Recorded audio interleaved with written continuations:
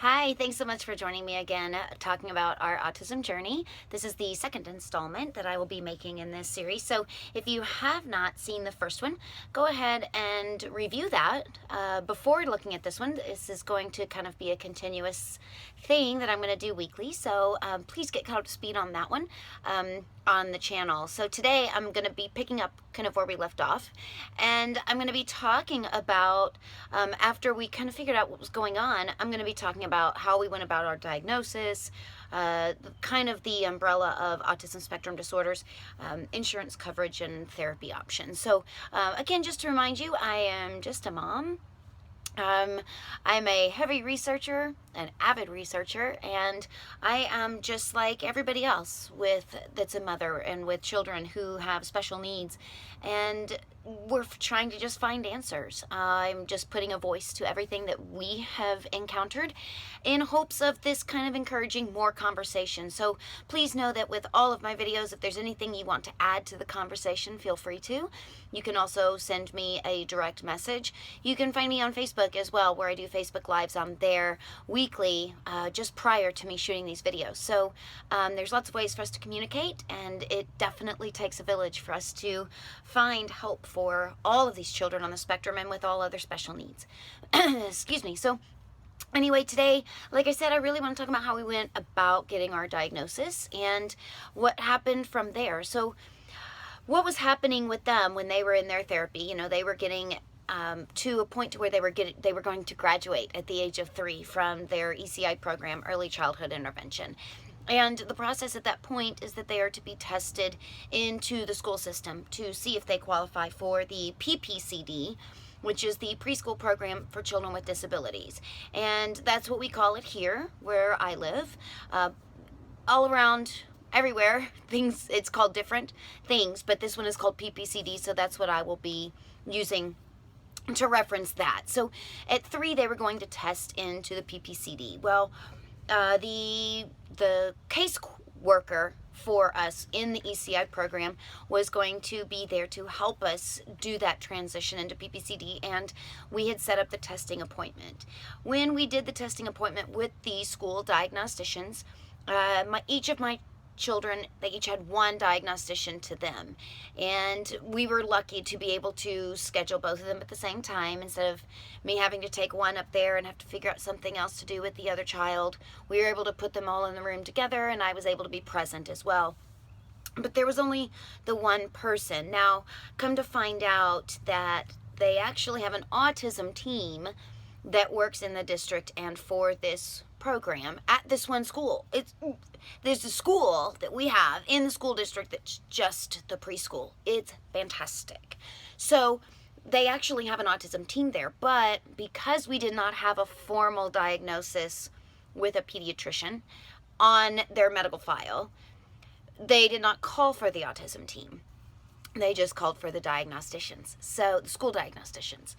So anyway, to sum that up, we went through the testing process, and even the therapists that had been working with us from ECI had spoken with them, given them full details, given them their recommendations, given them their records, and encouraged them to look at them into the PPCD program. However, after the diagnosticians were done, we were denied entrance acceptance into the program.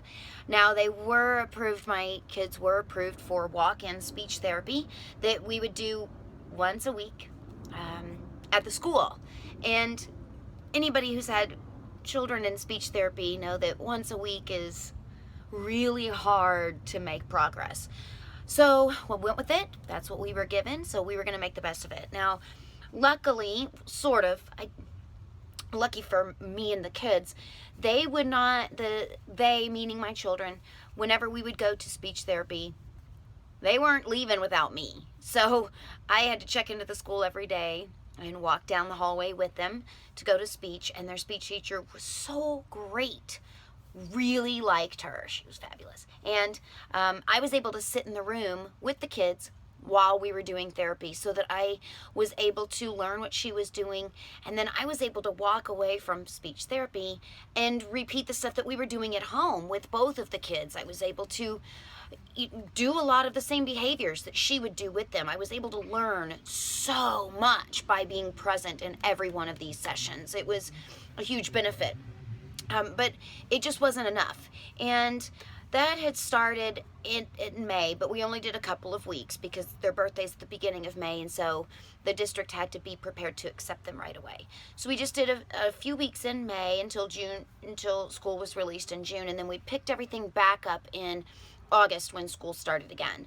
And several weeks in, even the speech therapist looked at me and said, have you ever thought that there's anything more to this? And I said, yes, I have, and I really wanted it to be her to encourage the conversation. I didn't want it to be me that said anything as a mom, or I wanted it to be the professional starting to encourage this conversation. And so I said to her, yes, I've actually looked into setting up some appointments. So in that meantime, I had already had an appointment with the pediatrician, and that was in the summer at their well visit. So right around when school was ending is when we had met with the pediatrician, and I had expressed my concerns, and they had said to me, let's set an appointment at Children's or Medical City, and we'll get you in there because each hospital has a different department that you have to go through, yada yada yada. And I said, okay, yes, I want to do these appointments. They said, all right, we will call you back and we will get you on the waiting list. It's kind of a wait. Okay, so we're playing the waiting game. I never heard anything. I called back to the office and I left a message, and they called me back and said, oh, well, we're working on it. I didn't get that message. Let's see what we can do. So months go by and nothing is happening, and I keep getting the runaround. And so that's why when the speech therapist asked me, I said, I've been in this process of trying to get further testing done. However, I do have the name of a diagnostic pediatrician that I can go to who's close by, and I'm going to start that process in December. So she was excited, and she said, well, once you have that information, go ahead and let me know, and I will start the process through the school district. I said, great, that'll be great. So anyhow, moving forward, I make the appointment with the diagnostician and the diagnostic pediatrician, I want to specify. And I was going to have my son tested in December and my daughter in January, because there's 4 appointments to do the diagnostic work. So I figured let's get one and then the other, just so that I can work the schedule. And so once that was done and I met with the diagnostic pediatrician at the end of my daughter's appointments, we at least had everything on paper. And the diagnosis was, my son is PDD-NOS, which is pervasive developmental disorder not otherwise specified, shortened PDD-NOS, shortened further PDD. And he also was diagnosed as PD, which is sensory processing disorder. I'll talk about that later. My daughter was diagnosed borderline, PDD-NOS, and Asperger's, even though she was leaning towards the Asperger's more. And also hyperlexia, which she's type 2 hyperlexic, and that means they are on the spectrum, but she was decoding words at a really young age. I mean, full on reading at this point, and she was 3 and 3.5 by the time we did the testing. And so at least I had that. So I went to the speech therapist and gave her the information. So she called the meeting with the school district earlier than the school district was expecting, because they do it once a year, the ARD meeting. And so they came in, and because we had the formal diagnosis, we actually this time were able to have the autism team come in to try and accept them into the PPCD program. The other thing we had that was great was the speech therapist with the school district. She had already been working with them for several months. So when this meeting came about, when we had the testing done with the school district, she also had her input, who was already in the district, and they got accepted. So we go into the pre-PCD program with this preschool, and they started that just like before. They started it just a few weeks before school was out, and then they were able to do all of their year of preschool 4 at the program. And here's the great thing about this program is they have a regular general ed teacher. They also have a special ed teacher in the room with them at all times. And then they have a team of people that are consistently looking over their files and watching the children There's an ABA therapist that came to our house a couple times of the year to meet with me and to kind of help be a liaison. I cannot even say how thankful I am for this program, because it made a tremendous difference. And considering the fact, which I'm going to get to, we don't really have the funds available to do all the therapies that we needed. This was a true 1000% godsend.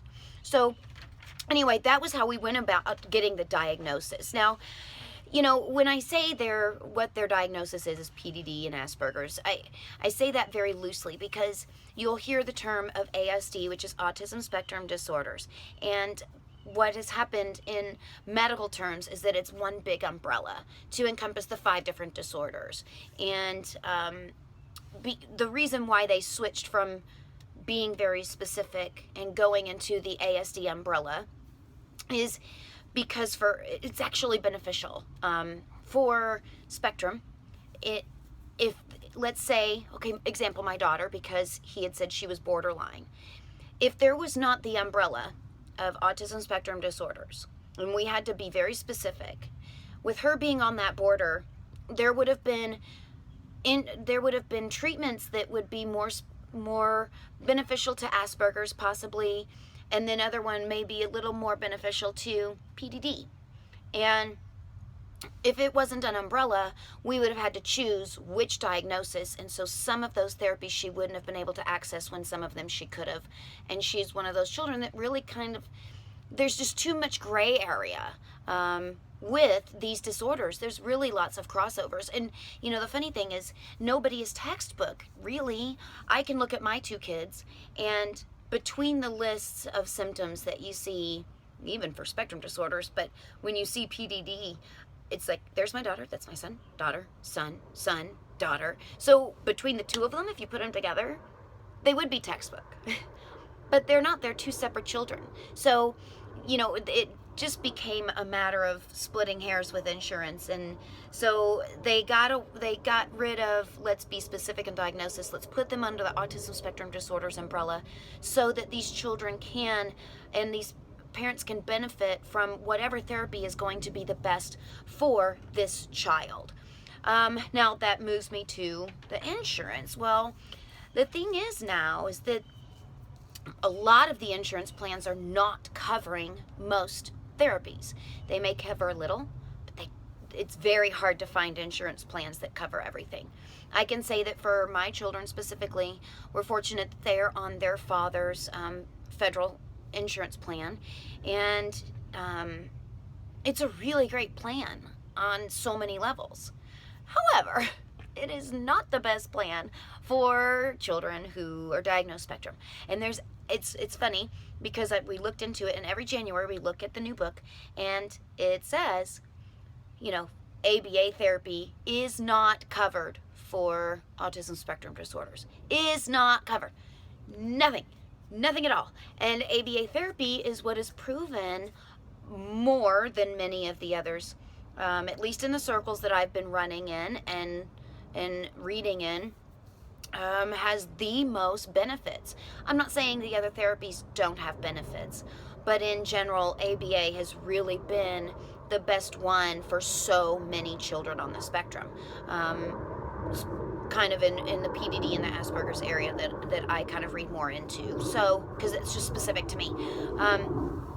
So we don't get any. No coverage. Not even after deductible is it 0. A big fat 0. Now, the diagnostic pediatrician said, you know, you can always check into secondary plans. Getting a secondary plan that will cover ABA therapy may be beneficial, because he was giving us 40 hours a week per child for ABA. So when you start looking at out of pocket, it's several $1,000s a month to be able to afford that for 2 children, to get that many hours. Would they need the 40 hours? Not necessarily. What he did is he prescribed it so that way we would be able to access as much as we needed once the therapist decided what that would be. Then we didn't have to keep going back and forth and play that game. It was really great that he did it. So when we find out that we don't get any coverage on that, we look into secondary plans. Secondary plans, in order to do that, of course, you're going to have the monthly premium that you have to pay for that secondary plan, but it doesn't even cover everything. So you still not only have that other, I don't like bugs. Sorry. So you have the expense of that premium, but then you still are going to need more therapy. And a lot of the plans, when I've seen and talked to other people who've done that, it ends up to where it doesn't work out the way that it was supposed to. So then they've wasted the money, and then they cancel it, and they're back to square one. So I kind of went a different route. I've been a single mom. Trying to work a fourth job to be able to do this just wasn't realistic, because I really needed to be there with my children to be able to further all of this.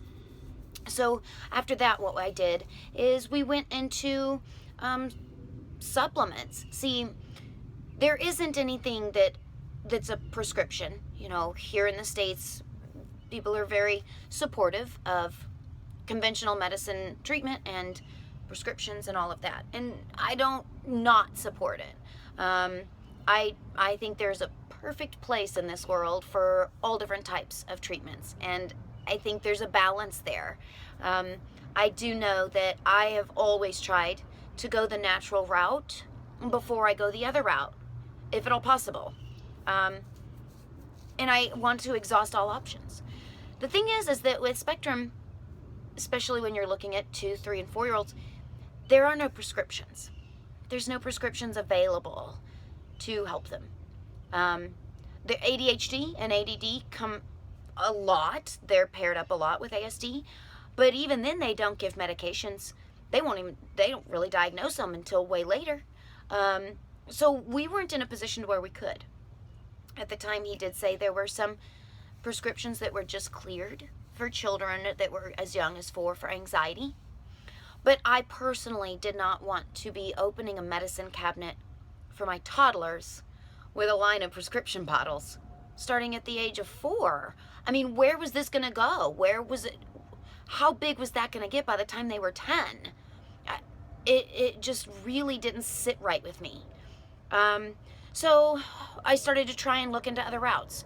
And having many, many years of studying natural medicine and natural products, that was going to be my go-to at the time. And so I dove in.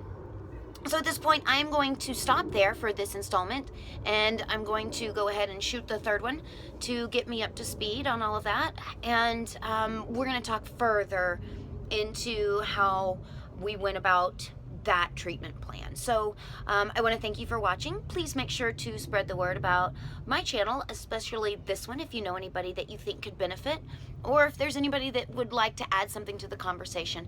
Again, I want this to be an open forum pretty much.